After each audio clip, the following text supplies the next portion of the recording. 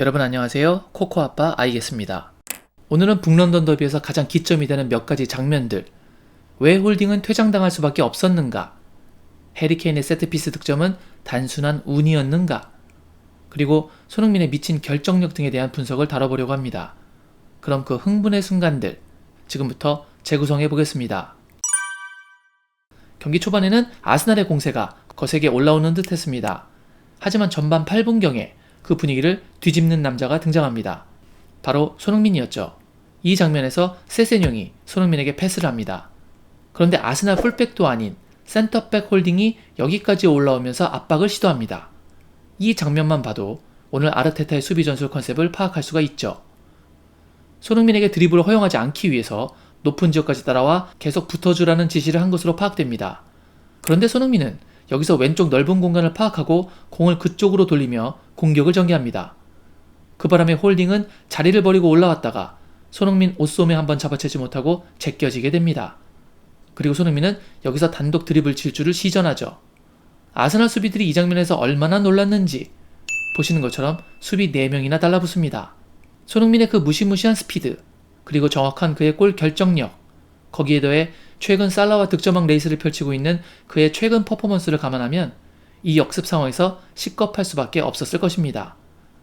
그렇다면 이들 중 누가 가장 식겁했을까요? 누가 뭐래도 그를 높은 곳에서 막으라는 지시를 받은 롭 홀딩이겠죠.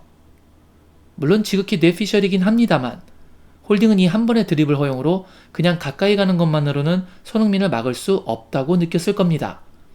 그리고 약 1분 후에 다시 손흥민에게 볼이 들어갑니다. 손흥민이 이번에는 터치라인을 따라서 침투를 시작합니다. 홀딩은 아까는 뚫렸지만 또 뚫리면 곤란합니다. 그래서 이렇게 다리를 깊숙하게 넣으며 손흥민에게 파울을 범할 수밖에 없었습니다. 그리고 다시 2분 후 호이비엘에게 패스를 받는 손흥민.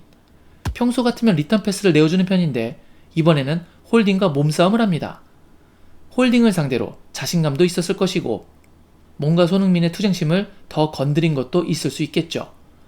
홀딩은 재차 뚫리려고 하자 아예 레슬링을 시도합니다. 홀딩은 약 8분부터 11분까지 3분 동안 3번이나 손흥민을 정상적인 수비로 막는 것에 실패합니다. 그런데 홀딩은 첫 실점 장면에서조차 손흥민을 놓칩니다. 손흥민의 오프더블 침투가 일품이었는데요. 쿠루셉스키가 안쪽으로 접고 들어옵니다. 이때 그냥 직선으로 침투하는 것이 아니라 앞쪽으로 잘라 들어갈 것 같이 파고 들어가다가 홀딩이 그쪽으로 이동하니까 순간적으로 방향을 전환하며 뒤로 빠져 뒷공간으로 침투합니다. 이러다 보니 세드릭 수아레스가 세세뇽을 막다가 손흥민에게 밀착 마크하며 파울을 범하게 돼 페널티킥을 허용하고 맙니다. 이렇다 보니 홀딩은 공을 커트하려기보다는 그냥 손흥민 자체만을 막으려고 합니다. 그리고 그 판단에는 당연히 아르테타의 지시가 있었을 것으로 보고 있습니다. 아르테타가 보는 앞에서 다시 손흥민에게 뚫리자 손흥민을 잡으며 결국 옐로우 카드를 받게 됩니다. 5번째로 손흥민을 놓치는 장면입니다. 사실 이 정도까지 왔으면 아르테타가 뭔가 변화를 주지 않을까 싶었는데 그는 아무런 변화를 가져가지 않았습니다. 그리고 드디어 사건이 터지고 말았죠. 홀딩이 침투하는 손흥민을 팔꿈치로 가격해 옐로우 카드를 추가로 더 받고 퇴장을 당한 것이었습니다. 여기서 아르테타의 전술적 주문과 홀딩의 의도가 여지없이 드러납니다. 보시면 손흥민은 정면 안쪽을 향해서 스타트를 먼저 끊었는데 다이어의 패스는 다소 부정확하게 바깥쪽으로 멀리 흘러갑니다. 하지만 홀딩은 볼의 방향은 중요하지 않습니다. 공이 이렇게나 멀리 떨어져 있고 방향도 반대로 흘러가는데 그것과 상관없이 손흥민만을 막기 위해 그를 따라가며 팔꿈치로 안면부를 때리고 결국 퇴장당하고 맙니다. 오늘 전술 컨셉을 손흥민을 맞는 것에 초점을 둔 것으로 보이는 아르테타와 홀딩. 그들의 계획은 전반 8분에 나왔던 이 단독 질주에 홀딩이 처참히 뚫리면서 완전히 대실패했습니다. 반면 콘테가 준비한 전술은 매우 성공적이었습니다. 바로 토트넘이 득점했던 2번째 골에서 그 장면이 나옵니다. 이 장면을 보시면 손흥민이 코너킥을 차러 가고 있을 때인데 현재에는 호이비에르가 보이지 않습니다. 그런데 그가 뒤에서 어슬렁거리며 등장하기 시작합니다. 설렁설렁 오는 호이비에르를 해리케인이 보더니 한 가지 은밀한 동작을 취합니다. 지금 보시는 것처럼 내 뒤로 돌아 들어가서 막아 라는 수신호였죠. 그러더니 귓속말로 준비된 전술을 이야기까지 합니다. 호이비에르는 알았다는 듯이 케인의 복부를 툭 치고 들어갑니다. 여기서 마르티넬리와 엘레니는 이 장면을 보지 못하고 수비 위치 지정하느라 정신이 없습니다. 마르티넬리와 엘레니만 있는 상황에서 호이비에르, 케인, 산체스 이렇게 한 명이 더 많은 수적 우위를 가져가고 코너킥 직전에 산체스가 뒤로 살짝 빠집니다. 그리고 손흥민이 코너킥 모션에 들어가는 순간 산체스가 앞으로 달려나가며 엘레니를 끌고 갑니다. 또한 대부분의 선수들이 이 지점으로 모여들죠. 그리고 실제로 손흥민의 코너킥도 이 지점으로 들어옵니다. 이제 이 지역에서 볼을 따는 토트넘 선수는 반대쪽 골대 방향으로 공을 보내주기만 하면 됩니다. 왜냐면 모두가 이쪽으로 수비를 쏠리게 하고 호이베르가 마르티넬리를 이렇게 막아주는 사이 뒤쪽에 있던 케인이 파포스트 쪽으로 돌아 들어가면 되기 때문이죠.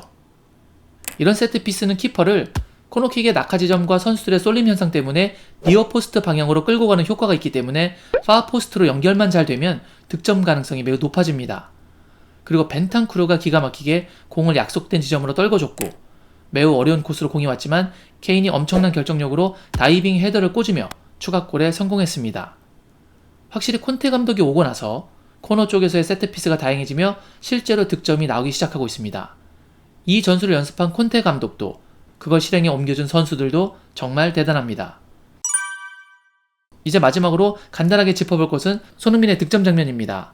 홀딩의 퇴장 후 아르테타는 토미야스에게 손흥민 수비를 맡기는데요. 한순간만 멀어져도 이렇게 치명적입니다. 산체스의 패스를 받은 케인이 오른쪽으로 돌며 막을 향해서 넘어지는데 토미야스는 이 순간 손흥민을 버리고 수비 가세를 할 수밖에 없었습니다. 그리고 혼전 중에 홀로 남은 손흥민에게 공이 흘러옵니다. 공이 흘러가는 순간의 거리상으로는 엘레니가 더 가까웠지만 공이 손흥민 쪽으로 흘러오기도 했고 손흥민의 반응 속도가 워낙 빨랐었기 때문에 엘레니보다 손흥민이 먼저 반응하며 슈팅을 가져갔습니다. 그런데 이런 장면에서 대부분의 선수들이 강하게 차서 넣으려는 모습을 매우 많이 보여줍니다. 그러다가 정확도가 떨어져서 골이 안 되는 경우가 허다하죠. 그런데 손흥민은 대포할 슈팅을 가져가려고 발등으로 공을 때리는 것이 아니라 정확도에 무게중심을 두고 인프런트 킥으로 이 사이를 노립니다. 이러니 골 결정력이 넘사벽일 수밖에 없는 것이겠죠.